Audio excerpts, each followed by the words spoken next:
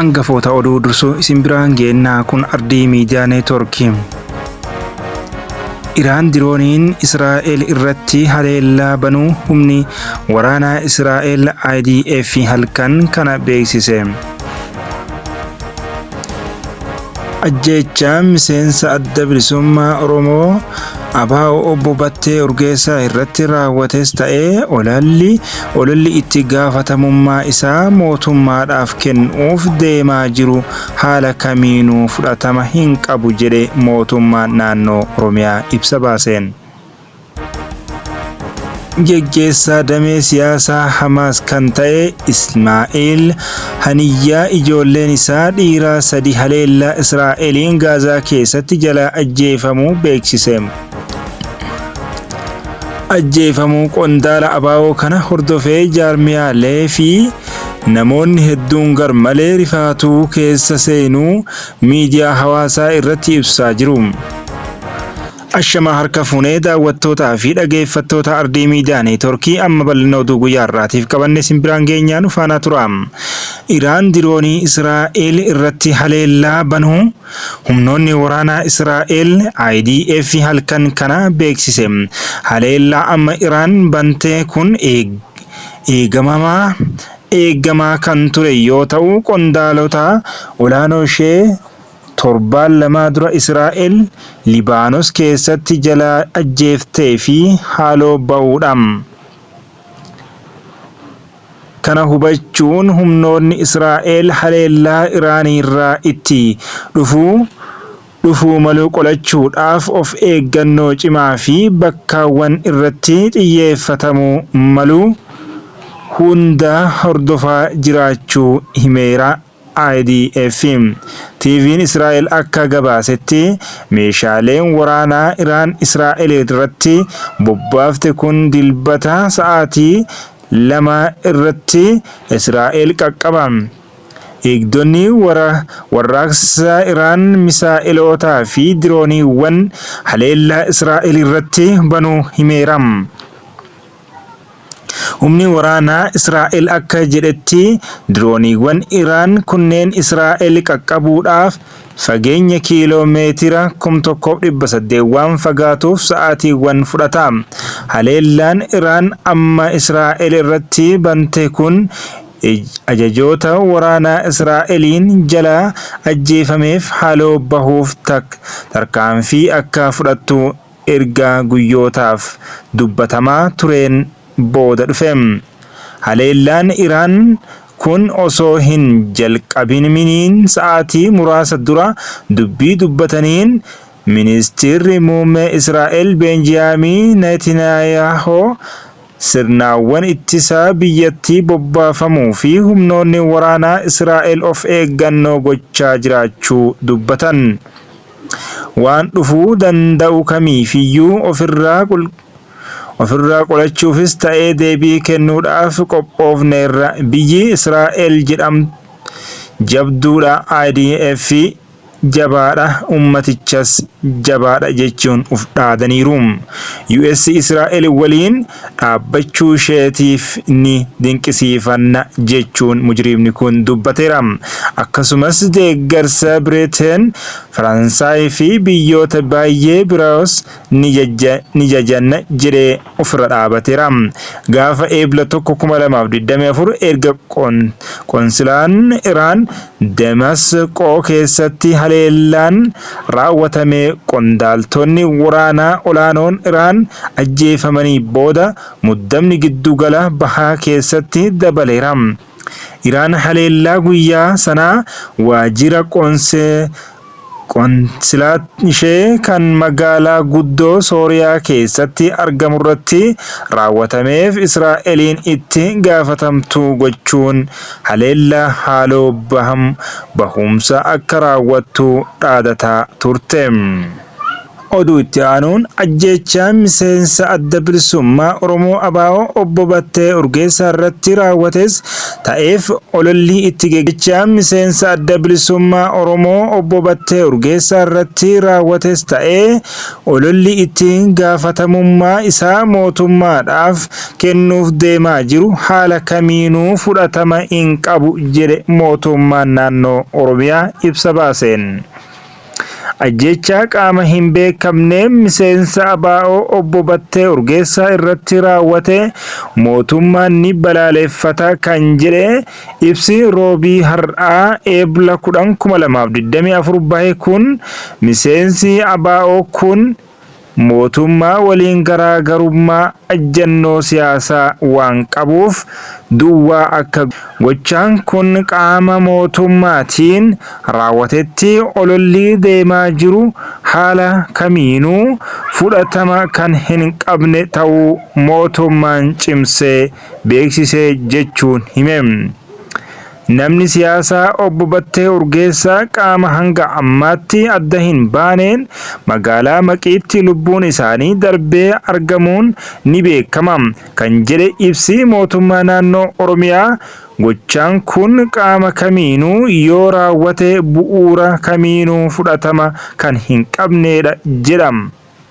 Obbo Batteen qonna paappayaa bakka dhaloota isaanii kan taate Maqiitti argamu hordofuuf jimaata darbee garas imaluu akka dhagahan hiriyyaan isaa BBCtti himaniiru. Akka hiriyyaan isaanii kun jedhanitti obbo Batteen magaalaa Maqii hoteela keessa turan irraa halkan naannoo sa'a 6tti fudhatamanii rasaasaan ajjeefaman.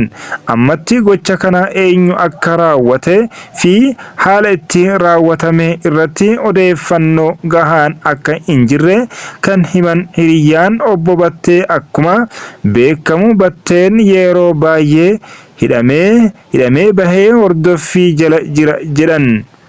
Ajjeechaa gara jabinnaan miseensaa fi qondaala isaa irratti raawwatameen gadda guddaa keessa galuu kan ibse adda bilisummaa Oromoon ajjeechaa murtii seera malee qaroo Oromoo warra siyaasaaf aadaa isaaniitiin dammaqina ija ta'anii irratti raawwatamu gocha tooftaa fi itti gaafatamaa tokko malee Oromoo callisiisuudhaaf baroota dheeraatiif ta'aa turanidha jedhe. ABO'n ibsa ajjeefamuu qondaala isaa kana ilaalchisuun baaseen ajjeecha artistii kabajamaa fi jaallatamaa qaroo Oromoo Haacaaluu Hundeessaa ammallee akka haaraatti osoo yaadachaa jirru ammas akka sabaatti du'a gaddisiisaa lubbuu Oromoo dubbii beekuu kutataa fi goota dhabne jedheera.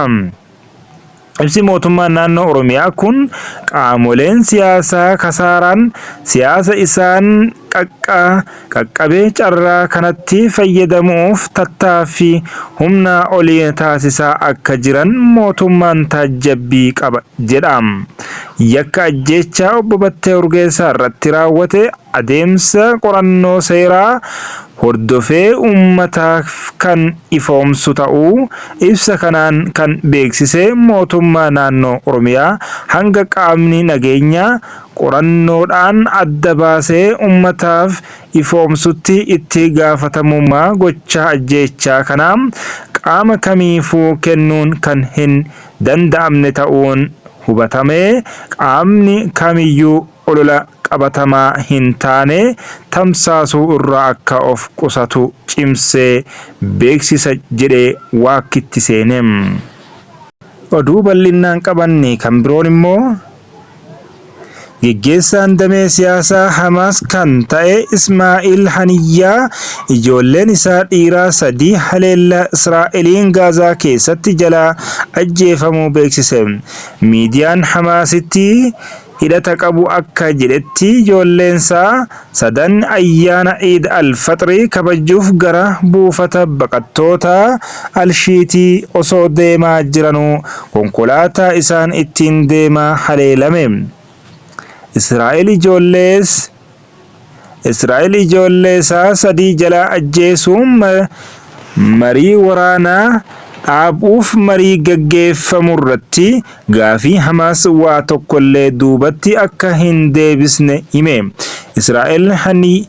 Ismaa'eel Haniyyaa ijoolleen dhiiraa sadan Ismaa'eel Haniyyaa miseensota garee waraanaa Hamaas ta'uu himee waraanni Israa'el ijoolleen isaa sadan Hazeem Amiirii fi Muhammad didanii Gaazaa keessatti hafuu isaanii miidiyaa Aljeeziraatti hime. Ismaa'eel Haniyyaa boodarra Hamaas ibsa baaseen ijoolleen geggeessaa Hamaas sadan qofa osoo hin taane kan inni akaakayyutti ooluuf afur Moonaa Amaal Kaalidii fi Raazaan ajjeefamuu isaanii beeksise.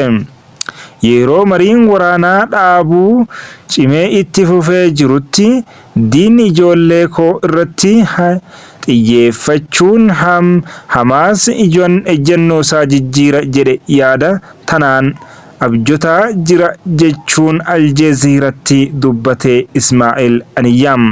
Waraanni Israa'el gama isaan giddugaleessa Gaazaatti hidhattoota Hamaas sadii galaafadheera jechuun hidhattoonni sadanuu ijoollee geggeessaa Hamaas kan ta'e Ismaa'eel Haniyyaa ta'uu beeksise.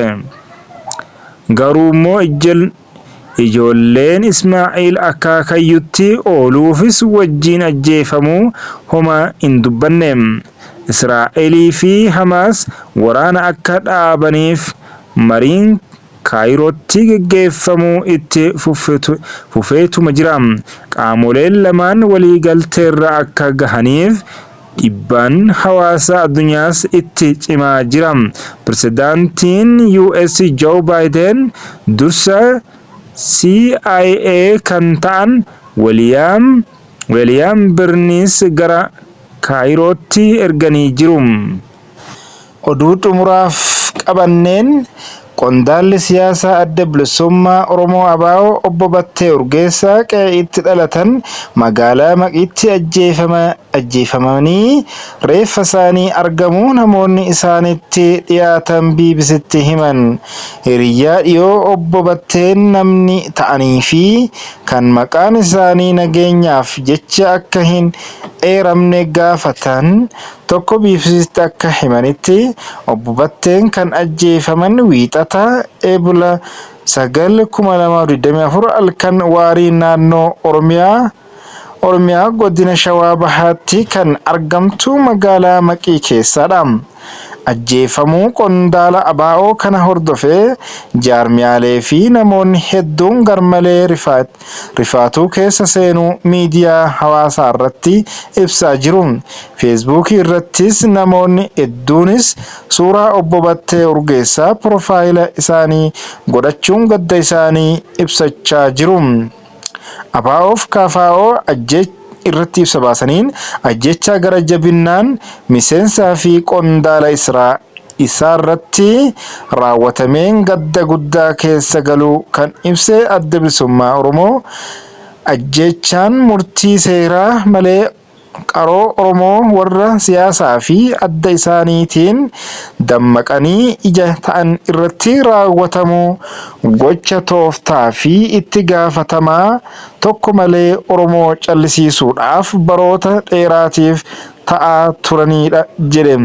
ABO'n ibsa ajjeefamuu qondaala isaa kana ilaalchisuun baaseen ajjecha artistii kabajamaa jaallatamaa qaroo Oromoo Haacaaluu Hundeessaa ammallee akka haaraatti osoo yaadachaa jirru ammas akka sabaatti du'a gaddisiisaa lubbuu Oromoo dubbii beekuu kutataa fi goota dhabne jedheera.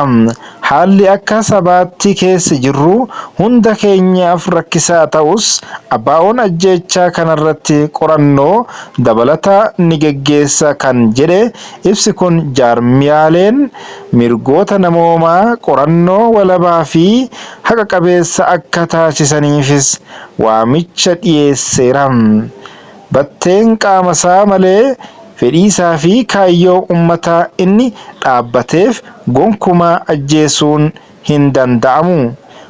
Koongiraasiin Federaalawaa Oromoo KFO'nis ibsa ajjeefamuu obbo Battee Urgeessaa ilaalchisuun baaseen gadda guddaa itti dhaga'ame ibsuun cimsee balaaleffateera.